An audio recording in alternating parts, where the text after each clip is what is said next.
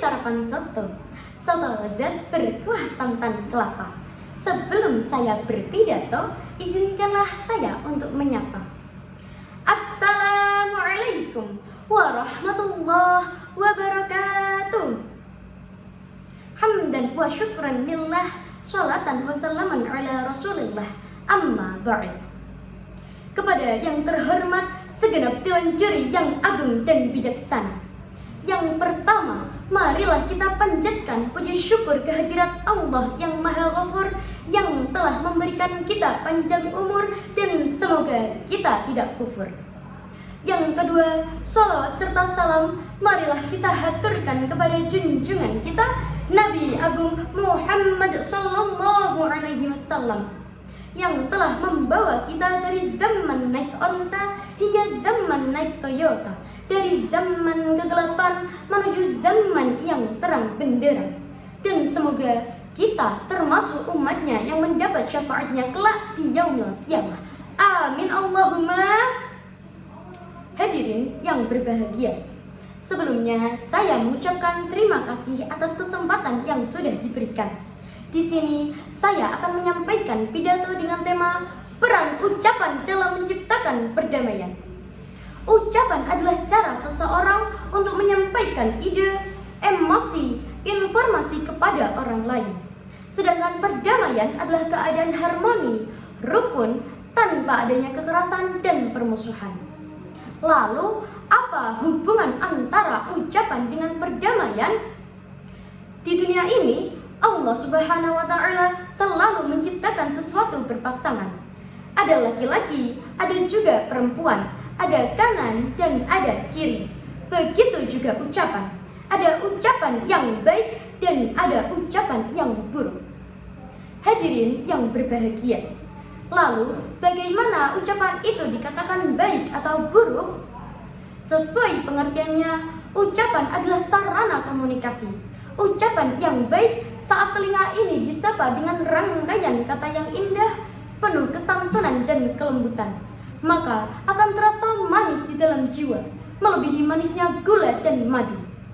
Sekalipun ucapan itu ditujukan untuk menasihati dan mengkritik, apabila cara penyampaiannya benar dan dengan kata-kata yang sopan, maka orang yang mendengar hatinya akan senang, tidak tersinggung, merasa lebih dihargai, dan tentu hubungan antara orang yang berbicara dengan yang mendengar rukun, damai.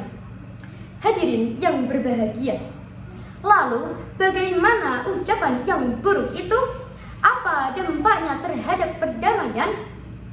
Ucapan yang buruk tidak selalu didasari dengan niatan yang buruk. Niatan yang baik akan menjadi buruk hasilnya akibat kata-kata yang diucapkan buruk. Misalnya, ketika kita memberi nasihat yang baik, tetapi dengan kata-kata yang kasar, maka orang yang mendengar akan sulit menerima nasihat kita. Dia akan merasa lebih dipermalukan dan tentu hubungan kita dengannya menjadi tidak harmonis. Ibarat kata, saat kita disuguhi susu manis tetapi dengan umpatan dan cacian, maka akan terasa pahit di dalam hati. Betul apa betul? Hadirin yang berbahagia, masih ingatkan kita kasus ucapan seorang penyiar stasiun TV yang mengacu terhadap salah satu kiai dan pondok ternama?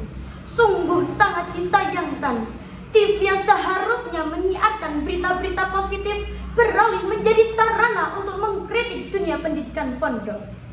Akibat ucapannya yang tidak pantas itu menimbulkan kegaduhan di masyarakat, baik di dunia nyata maupun di dunia maya.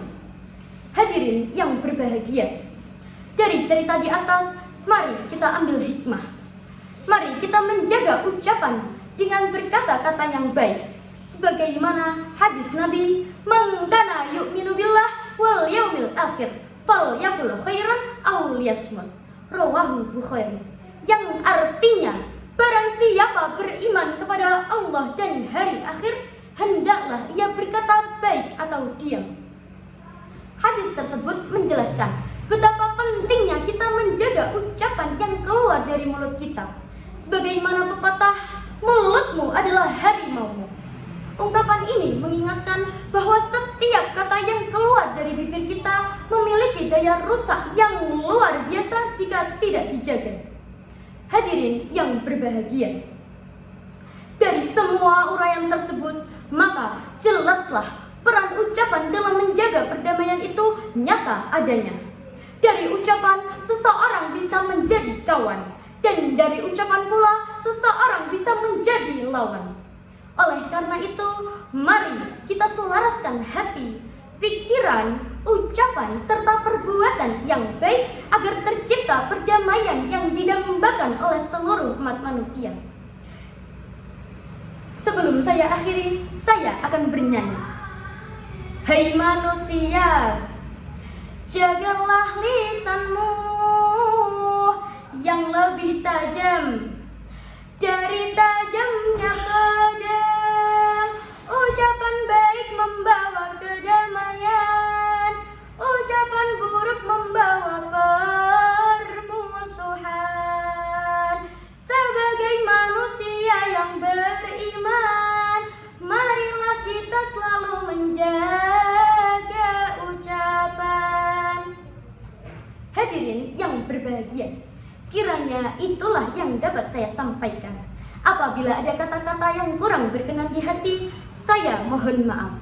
Wabillahi taufiq wal hidayah, waridha wal inayah. Wassalamualaikum warahmatullahi wabarakatuh.